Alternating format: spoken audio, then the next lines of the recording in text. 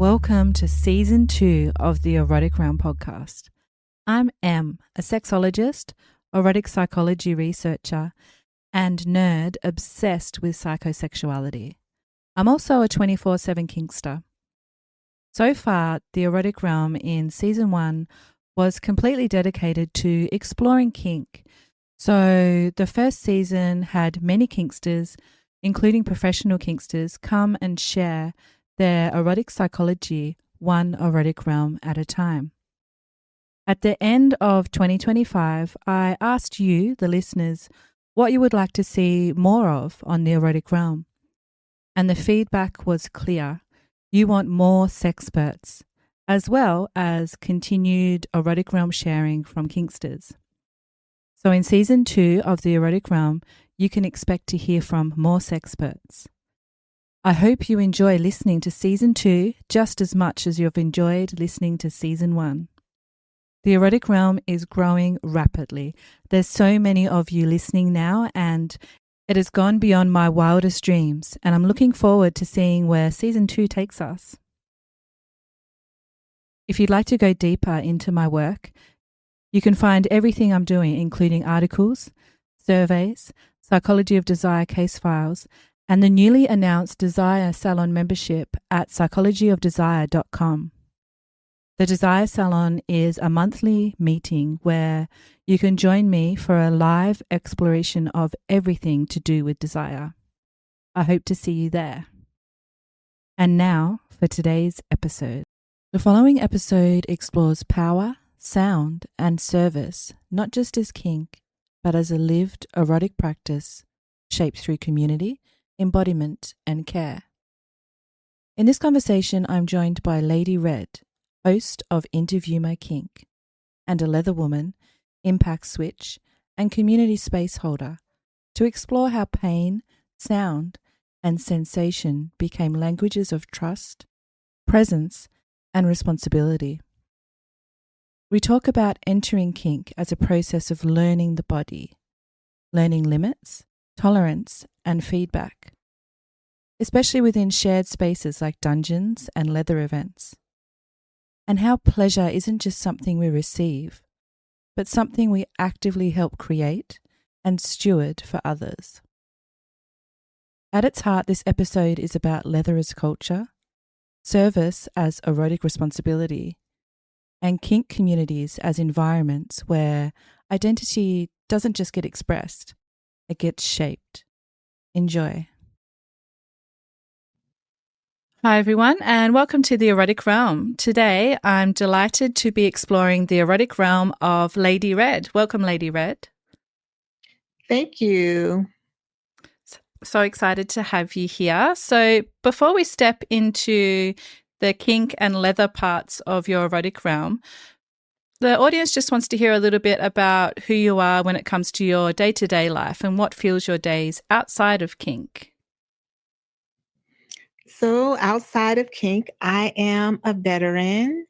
I am an entrepreneur. I'm a mother. I basically live a normal life in society. So that's who I am. I'm in a relationship, and those are the things I do daily. Mm-hmm. Cool. Okay, so now for the fun stuff. Can you tell us how you identify in terms of your sexuality and your kinky self? Sexuality, I'm heterosexual. I am a dom-leaning switch in the BDSM community, and I'm a leather woman. And I've been in this lifestyle for it's going on 4 years. Okay, awesome. So I think we've only had one other leather woman on before. Can you just tell us a little bit about what that means for you? Well, being leather's a little bit more than just the BDSM kinky side of it. It's about, the protocol side. It's about living a lifestyle that is a little bit more structured than just, going to events and just having a good time. You kind of you meet people and you have more of a bond. I'm in an organization, and I basically live, like the lifestyle. We we are a community of people who have an understanding that's more than just let's go play. We also, sit down, talk about things, and it's like brothers and sisters. Mm-hmm. So more of a family kind of vibe. Yes. Yeah. Yes. And you mentioned that you found the kink community 4 years ago. What was that process like? How did you discover kink? So I've been in a relationship with my boyfriend for about, at the time, it was about, I'd say, let's see, what was it? It was, we've been together now for 6 years. So at the time, it was about 2 years. Um, and we just wanted to try something different. We went to a swingers event, and it wasn't my thing at all. We didn't do anything with anyone, and we didn't really I didn't enjoy it. So I met a lady locally. She she held BDSM and dungeon events, and she invited us, and we went to her dungeon, and it was the most amazing thing I've ever experienced in my life. And so we started buying toys. We started buying floggers. We started buying more equipment. We started buying, furniture, and we just got excited about it. And Mm, then we just started going to conventions and going to workshops and going to more dungeons and meeting more people, and it just became a way of life. mm, I don't live it 24/7 though. I live it when I can, mm-hmm, but but that's a good amount of time. mm. So you said going to that first dungeon was one of the most amazing points of your life, if not the most amazing, I think you said. Can you take me back to that moment when you first arrived at the dungeon and why it was so amazing? Can you walk me through it a little bit? I want to hear about that experience. So it all starts with getting the right outfit. Mm-hmm. I felt like being in what I was wearing made me feel so incredibly sexy that it kind of sets the mood. Mm-hmm. The moment we stepped into the dungeon, now the way she had it set up is there's DOMs in different sections. So people with different equipments at different tables set up to basically please people. Ah, Me and my cool. boyfriend, it was our first time going in there, so we didn't know what to expect. And that's why you also got to talk to your person if you're going with someone beforehand, because I made the mistake, and I'm gonna say this first up. I made the mistake of kind of just jumping in and going to someone else. Mm, And we didn't discuss me going to anyone. So we didn't even know what was going to happen. But besides me going to that person, everything was amazing. It's the sounds, it's the music, the dim lights, it's um, the other people making the noises, it was like, it was just so much to take in. It was also a little overwhelming at first because it wasn't a large amount of people. It was probably 20 people, not even 20, mm, probably 15 to 20 people. But it the way people were just like interacting with each other, touching each other, just the way they were looking, the way people were moving, people walking, because they're wearing 10-inch heels, or the people who were walking people with collars, it was just the whole thing was something new. And mm-hmm. it was like, it was amazing to see and just to be there, So that first experience was amazing. The only thing, like I said, would be me and my boyfriend. We should have talked more beforehand, but Mm, that whole scene was like the most incredible thing. And then after that, we talked, and I knew my boundaries. mm-hmm. We talked about what we were going to do the next one, and it just seemed like the next one, each time we have a conversation, so Yeah, but that first one it was just thinking about it right now, it was something that was like the beginning. It was like being reborn, you know? So it was Mm. like seeing something for the first time. Mhm. And you mentioned that you'd also been to a swingers party before that, and that just wasn't for you. So there are some people that like to explore swingers parties and BDSM parties. And then there's some people like you that are only into BDSM parties and not the swingers. So what was the difference between the two? Why was one a no and one a hell yes? I think, well, I'm not saying all swingers are like this, but some people are just like full swap where they don't really take in the appearance or the aesthetics of the person who they're dealing with. Mm. And for me, I'm more about I can't interact with someone if I'm not physically attracted to them, if there is a smell or Mhm. anything that throws it off. And the swingers event we went to was like it was it was a bunch of people who I was not physically attracted to, and it was a Mhm. bunch of people who I could not see myself touching or wanting to touch me. Right. Mhm. But we did go to another one after that, and that one was the same, and so we just never yeah, that was just it for that. Mhm. So you enjoyed watching at the dungeon a lot more than you did at the swingers party, perhaps. It was more visually pleasing for you. Yeah, yeah, we are voyeurs, that's what it's called? Yep. Yeah, we are voyeurs, so we did sit down and we watch at every event. We just sit down and we look Mm. around and see what's going on, and then we interact. Mhm. Okay, fun. So you've been exploring for 4 years now. What would you say are your top 3 kinks? If you could only explore 3 kinks forever, what would they be?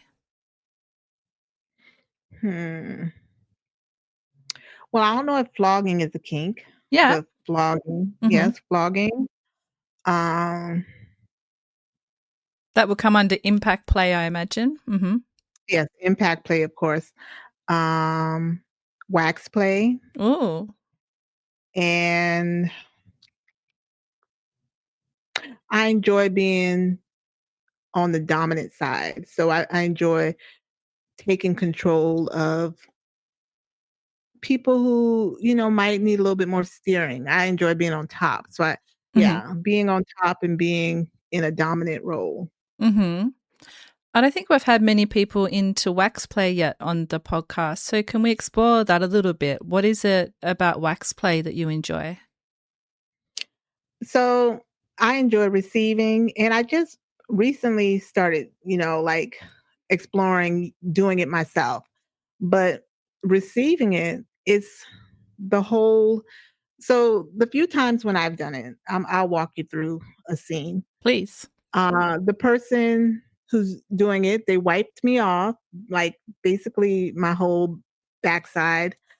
Um, and then you basically seeing the wax while they're wiping you off, they light up the wax in front of you and you're looking at the wax. The wax is just they're just getting hotter and hotter. And then they come and they let it drip on your back. So you don't know where it's about to drip. And just that sensation of feeling it in different spots on your back. And as it hits your skin, it's not burning like you would think it would. It's like to me, it feels cold. I don't know why. Mhm. Or maybe it's because my body's like so like, like hyped up. But it feels it's a shock, but then also like a sensation where it's like, oh, okay. And then you try to prepare yourself for the next one, but you don't. You can't. And then after they do your whole back, um, the person who well, I've done it several times, but I like to take pictures. And it's like a work of art. Like if they use different colors, it's a beautiful collage of colors, um, drip size. It's just all over. So it's very pretty to me. Mm. And then after it's done, like getting a little hard, they get the knife and they basically just very delicately take it off of your skin. And that right there is a feeling as well, because now you're feeling the knife against your skin. And I mean, they can't be rough, so they have to take their time. And you're basically in a zone because now you're just relaxing and letting them take it off. And then once they're done taking it off, the person, well, they might put some oil on your skin. They'll wipe off your skin, get your skin back clean, and then put some oil on it. Might do a little light massage or, something. It's Some people like more of a rough way, but I like it when it's kind of delicate, kind of, Mm. sensual. So they're almost using your body as a canvas in a way. Yes, Mm-hmm. yes. Mm-hmm. That sounds like a lot of fun. I'm It curious is. about your switchy side. Have you noticed that you tend to switch in certain situations or with certain people or with certain kinks? What makes you switch?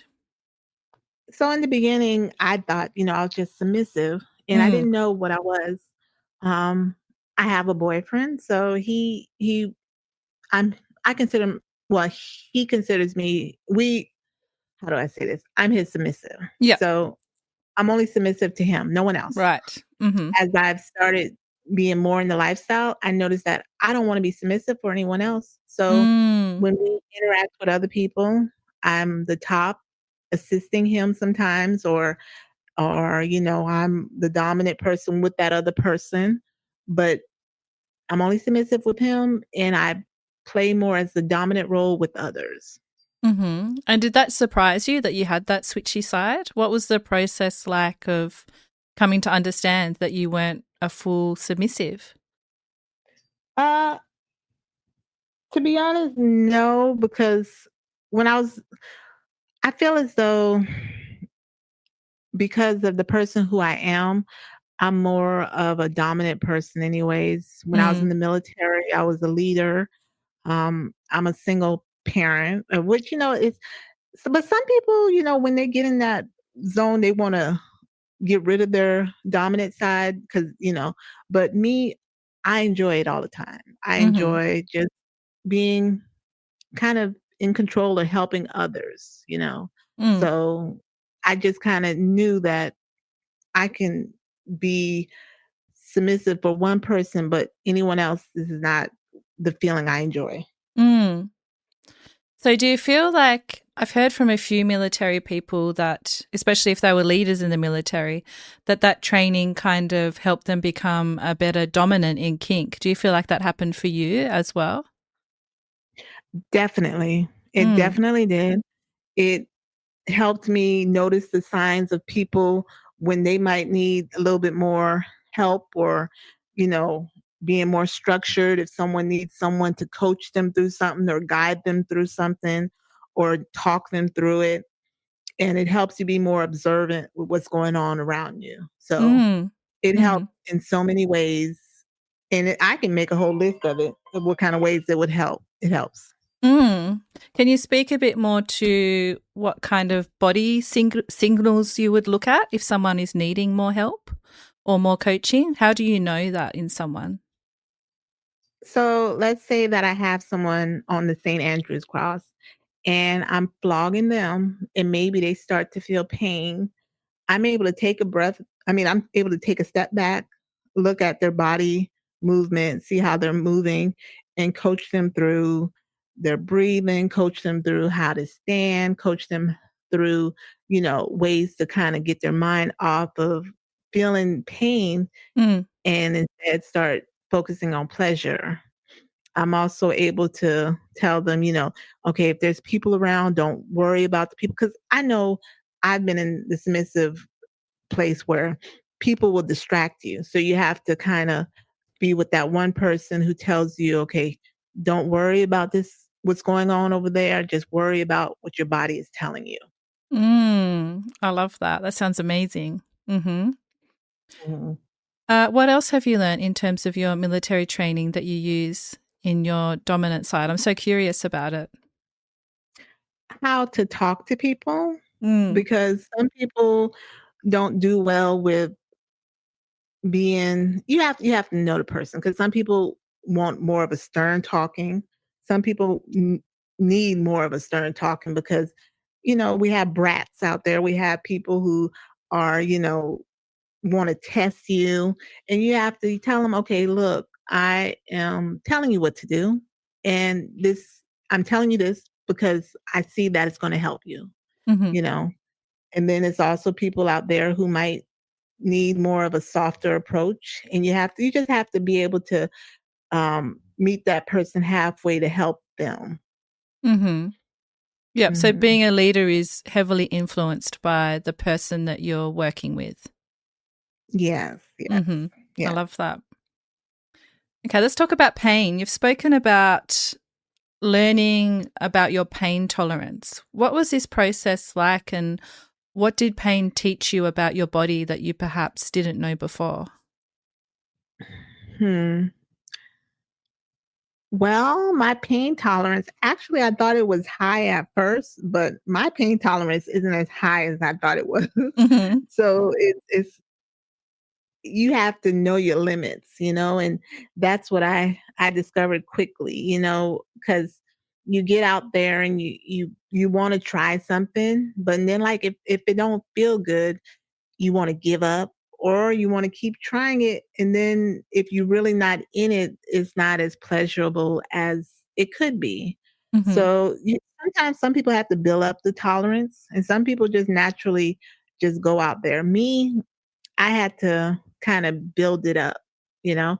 I know certain areas that I like to feel more of a pain on, but it's like I also have to have like different areas being stimulated at the same time. You can't just start whipping me and that's all you're going to do. You have Mm-hmm. to be touching other areas or having sounds in my ears that are distracting me from that one area. Mm-hmm. So it has to be more of an immersive experience. Yeah. Mm-hmm. And have you found a difference between, a lot of people have a preference for stingy pain or thuddy pain? Have you found a difference between that for you? I'd say I like both. Mm-hmm. I like it all. I do like Thuddy, because Thuddy is, I feel like Stingy lasts a little bit longer. So Mm-hmm. Thuddy, it just kind of like hits you and then it kind of bounces off. Right. That's how I feel. Mm-hmm. But like a stingy feeling, like that's gonna sting for a little bit. It's Mm-hmm. not just gonna sting and stop. It's gonna sting and sting for a little while. Mm-hmm. Okay, so moving on to some research now, some BDSM research. One of the traditions on the podcast is bringing in research that helps us understand desire more deeply. And there's a paper by Mika on BDSM identity development, which looks at kink not as pathology, but as a process of identity formation, community learning, and self understanding. And this is especially for people that are living outside of heteronormative norms. So the research talks about kink communities as learning environments. What have you learned about yourself specifically because you were in a dungeon or these leather communities and spaces rather than if you were alone? Hmm. I've learned to give my to allow myself to, let's see, how do I say this? Allow myself to be patient, not to try to jump into something. Mm, Also, it helps me with my emotions sometimes. Like if I'm feeling a little anxious, it could help me calm down because I know what's about to happen, but mm, why be that way when you can just kind of, mellow out and just let it happen? mm-hmm, mm-hmm, So those are a couple of ways. mm-hmm. And what about in terms of your identity? Do you feel that leather and kink have helped you articulate who you are? Or has it given you permission to be who you already were? Oh, that's a good question. Mm. It gave me permission to be who I already am, but didn't realize that's who I am. Mm. Because, uh, I've been this person all along, but sometimes I try to cover it up or I don't, um, accept it. Mm-hmm.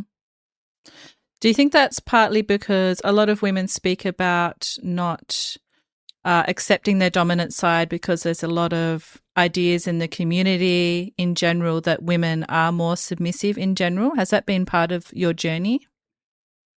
Yeah, it has, and I mean, that could be a reason why I'm not, uh well, I don't feel as though I'm full dominant. Mm-hmm. Like I said, dom leaning switch. I don't want some people when you go to events, it is like male dominance, a whole bunch of them, maybe like 3 or 4 females, and it could be a little intimidating, and I don't think I would be intimidated by it, but I don't want to jump into that area because that's not what I wanna experience right now. Mm-hmm. Yep, fair enough. Now, another tradition on the podcast is exploring a quote with you. And today's quote is from Annie Sprinkle, who is a sex positive activist, performance artist, and she's one of the pioneers of pleasure as education and liberation. And she once said something that's simple but profound, which is pleasure is a resource. So when you hear this, what does this mean to you in terms of kink? Not just pleasure you receive, but pleasure you help create. Do you see pleasure as a resource? Pleasure is a resource, and it's it's not always just given, Mm, and it's not automatic. So sometimes, you have to look for your resources or you have to, uh, find resources. So I agree, pleasure is a resource. It's not something that just shows up. hmm I'd like to go back into a little bit about the leather community. So you're actively involved in leather spaces. What does service mean to you within kink culture? To me, service is one of the most important things. In the leather community, people show it in so many different ways that you can't really say, "Oh, this is how service is given." Some people assist other people. Some people present, do presentations. Some people teach. Some people give classes. Some people just are showing up and helping out. So service is something that I hold dear to me, and I believe that if you are a true leather person, you find a way to give service back. Mm-hmm. Yep. So what does your service look like? What do you get up to? So my service is I host a podcast, Mm-hmm. and I feel as though that's my way of giving back to the community because I introduce people to new new things that they might not know existed. I introduce people who want the world to know what they do, and they have a platform. Mm-hmm. My service is also um, just being present, uh, being there for people to talk to me if they need someone to bounce ideas off. If it has something to do with an event, if it has something to do with uh, just online, just social media, and I I basically I'm there to yeah, that's how I give back. Mm-hmm. Okay, cool. So can you tell us more about your podcast? Of course, I'm interested to hear about that. Is it a kink focused podcast? Yeah, so it's called Interview My Kink with LadyRed. I I began the podcast in January, so it's going to be the 1 year anniversary this year, Oh, pretty much the 2026. same. That's so Oh, cool. yeah? Mhm. Oh, wow. Okay. Well, congratulations. Same to you. Yeah. So I do it where it's I like to do live interviews. I host a interview session with a person one-on-one, and it's on YouTube. Um it's also on Spotify, but the live sessions in 2026 I'm gonna have where I sit down with someone twice a month, and I just want people to interact with that person. I don't want it to be where you just look at it and then just leave it alone. If you Mhm. have questions, I want you to show up to the live interview and ask your questions, So that's what my podcast is about. It's about people in the BDSM, kink, and leather community either learning from each other or educating others. Okay, amazing. I've been thinking about doing some live podcasts at some point. So I'm curious, why did you decide to go with the live version of podcasts as opposed to recording and releasing later like I do?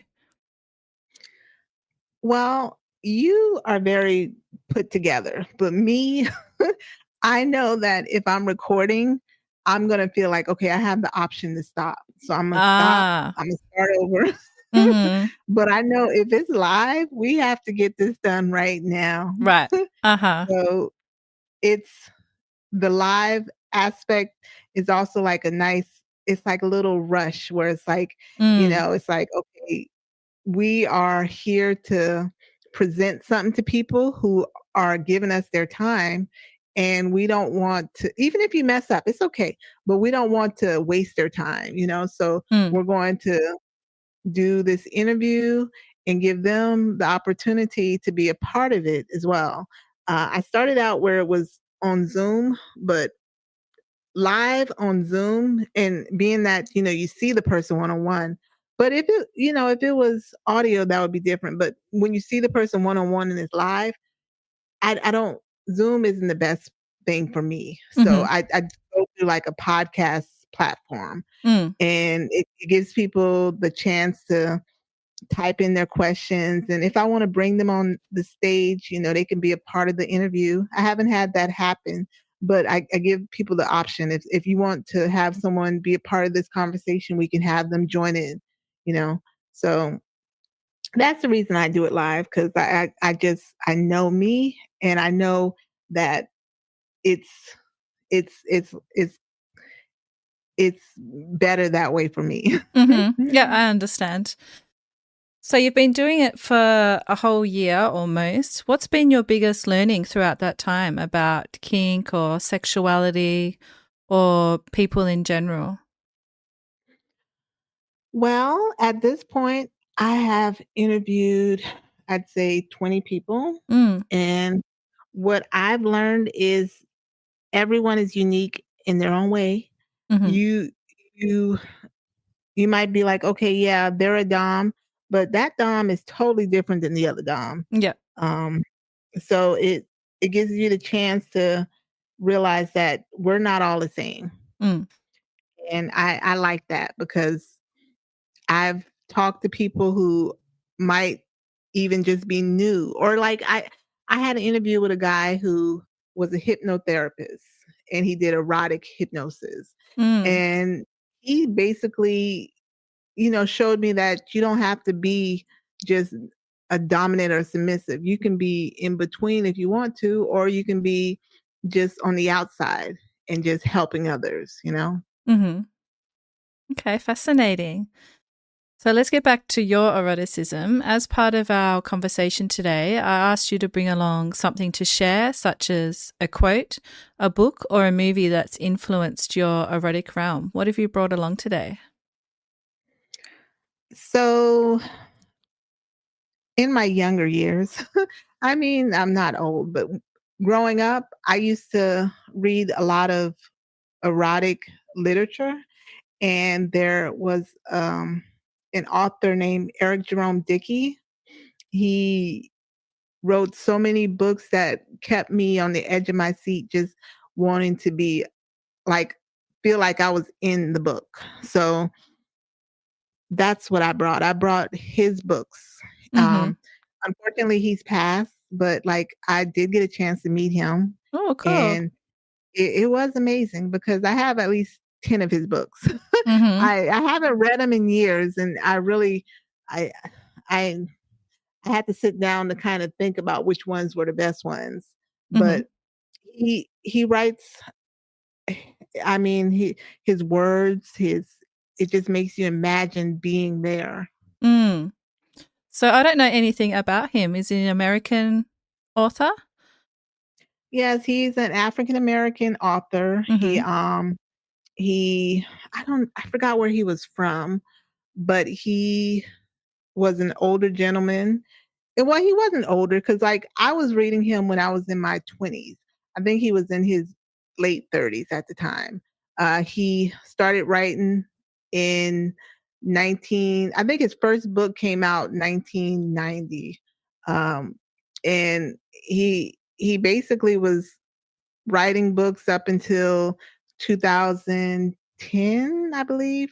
I'm not sure when he passed away, Mm-hmm. but yeah, he has so many books, and they're all basically about they're fiction, romance, and erotic literatures. Mm. So it's about people living their fantasies or people who are successful business people, and they might take a venture into an erotic place, and it just walking you through their lives, you know. Mm. So do you have a particular passage from one of his books or one of his books in particular that you would recommend that people start with, and maybe a little bit about it if you remember a little bit about a part of it that really spoke to you? Um, he has a book called Hmm. I don't know how to pronounce it. I'm just That's okay. You can have a go. the Decadence. So it's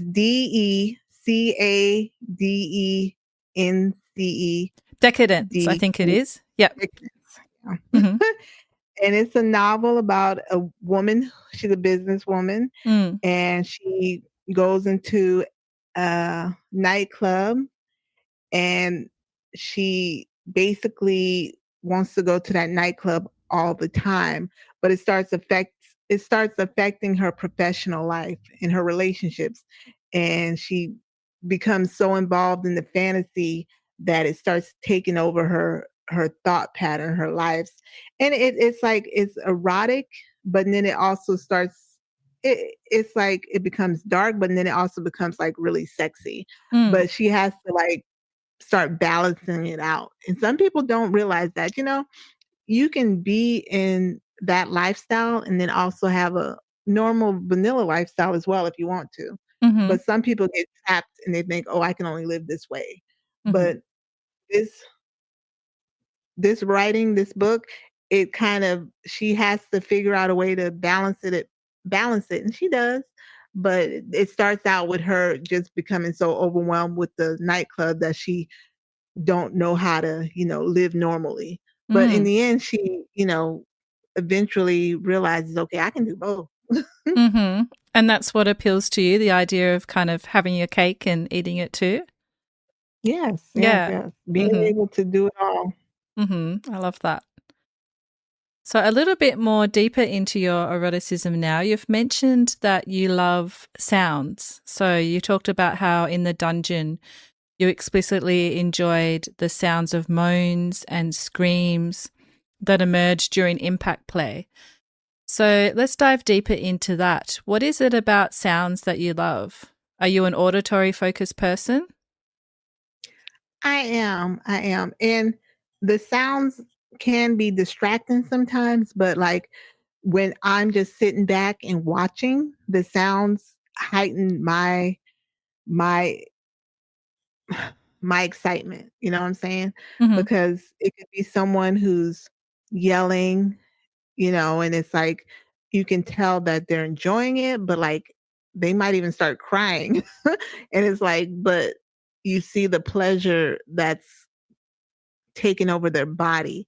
But then it's like you can hear that, it's not really pain, but it's like it's combination of everything. Mm. And then you also, hear the sound of the whips, or the sounds of the flogging, or you might hear the sounds of the music that's, sensual, and it could either be a fast-paced song or a slow-paced song, and it might take over your body where you're moving to the music, and it's or you might just hear people shoes click clack, and that might do something to you. It's like Mhm. it's so many different sounds that's going on that you just have to pay attention to everything. And Mm. you can't just be visual, because you have to take all of that in. And the sounds can sometimes overpower it.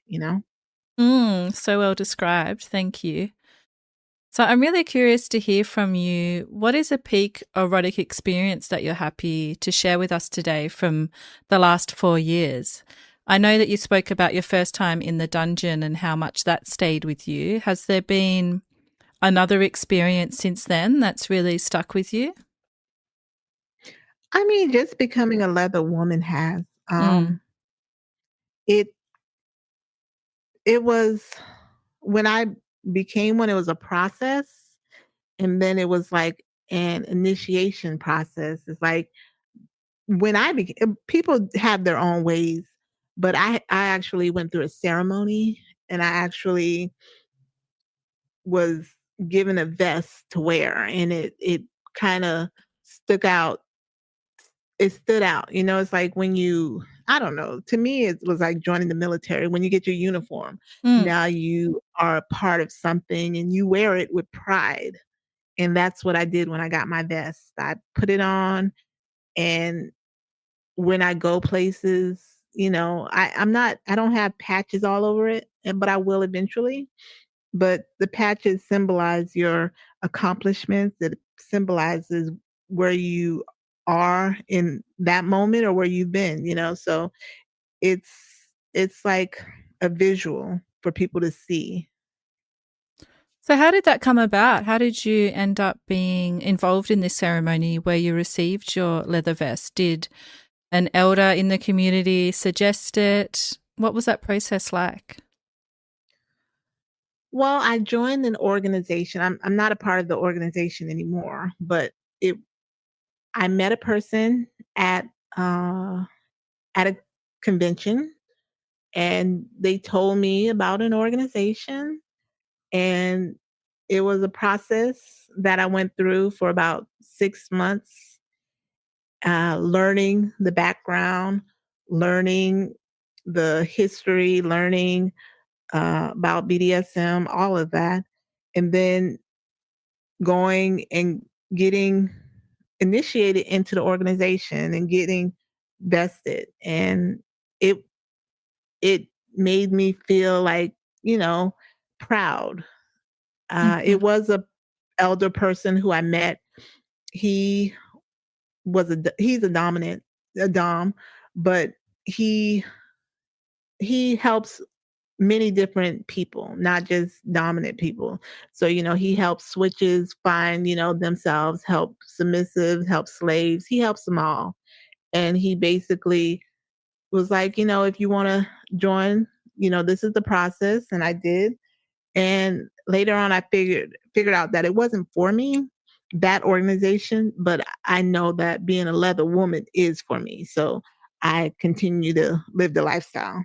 Mhm. Beautiful. So we've heard about your last 4 years of exploration in the kink world. What about the future? What are you looking forward to?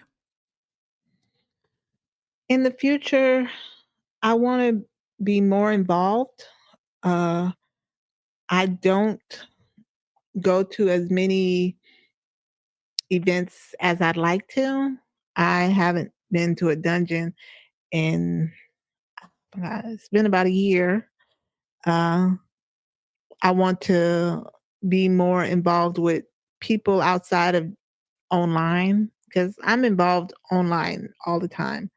But in the future, I want to be more boots on the ground. I Mhm. want to be in the environment, and my boyfriend, I want him to be more involved with me because he's involved, but I'm really involved. So it's like I want us to be more of an item within the community, you know? Mm-hmm. Mm-hmm.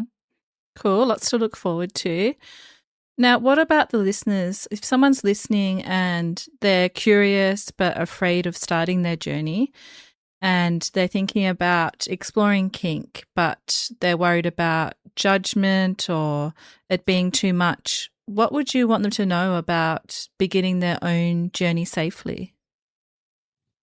Well, I understand that not everyone is ready for the world to know who they are, but I encourage people to at least attempt to put their foot in the water. If you want to go to an event, you can always wear a mask, you can always cover up. But the thing I tell people is if you're scared that you're going to go somewhere and see someone that you know, guess what? They're there too. So if how are you going to be ashamed for that they see you when they're in the same location that you are? Mm-hmm. So you can't be embarrassed about that. Yep. I understand being embarrassed once you leave and you don't want anyone to know. And if that's the case, then just take your time. You don't have to advertise it. You can be discreet about it. And then if you become more comfortable, just start interacting with more people who are more out.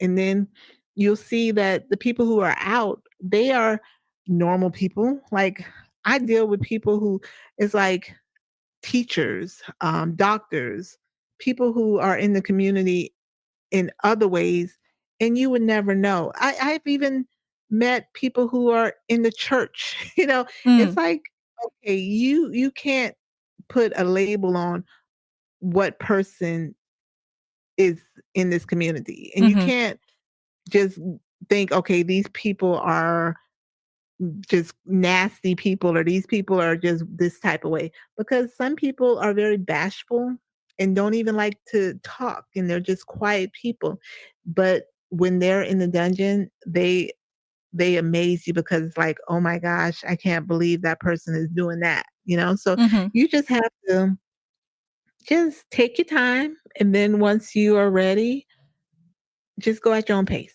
Mm-hmm. That's great advice. Thank you. So, thinking about your whole journey so far, everything that you've experienced over the last 4 years, if I was to ask you to sum up your erotic realm in just one word, what would that word be and why?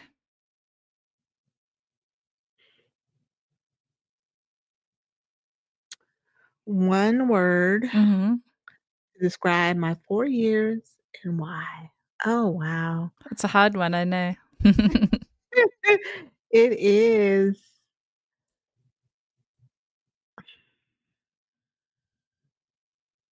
I would say curious because even though I'm growing in the community, I'm still curious about what's to come. I'm still curious about things that I have not been a part of yet. And the curiosity is not a bad thing, but it's also a strong thing because it makes me want to try more things in a safe way, in a consenting way. And it also makes me want to study more. So my curiosity leads me in a positive way. Mm-hmm. I love that. Now, you mentioned before that you have a podcast. So, where can listeners find you and your podcast? My podcast is on YouTube. Type in IMK with LadyRed or Interview My Kink with LadyRed. I'm also on Facebook. I have a group on Facebook and I have a group on FetLife. And it's the same IMK with LadyRed or Interview My Kink with LadyRed. In 2026, I'm going to be doing more. I'm also opening a Patreon account and I'll start advertising that account on my other platforms. Mm-hmm. Amazing. Well, there's lots to look forward to. So, LadyRed, thank you for sharing your erotic realm and for speaking honestly about pleasure, power, and community. And thank you for the spaces that you're helping to create for others to discover themselves. Thank you so much for this. It was a delight to get to speak about it and to talk with you. So thank you. You're welcome. It's been a pleasure. I'm Em. This has been the Erotic Realm podcast. Thank you for listening to the Erotic Realm. If this episode stirred something in you, please take a moment to follow the show, leave a rating, or write a review on wherever you're listening. It helps more people find the show and brings visibility to this deeper conversation about eroticism and self-understanding. I'd also like to invite you to dive deeper into the psychology of desire, including my writing, research, and upcoming courses over at psychologyofdesire.com. And if you want the full experience, join thousands of curious minds on my Substack at psychologyofdesire.substack.com. This is where I release the Psychology of Desire case files, behind-the-scenes thoughts, and intimate reflections every week, plus more. Until next time, stay curious, stay embodied, and keep exploring. Also, as always, stay perverted.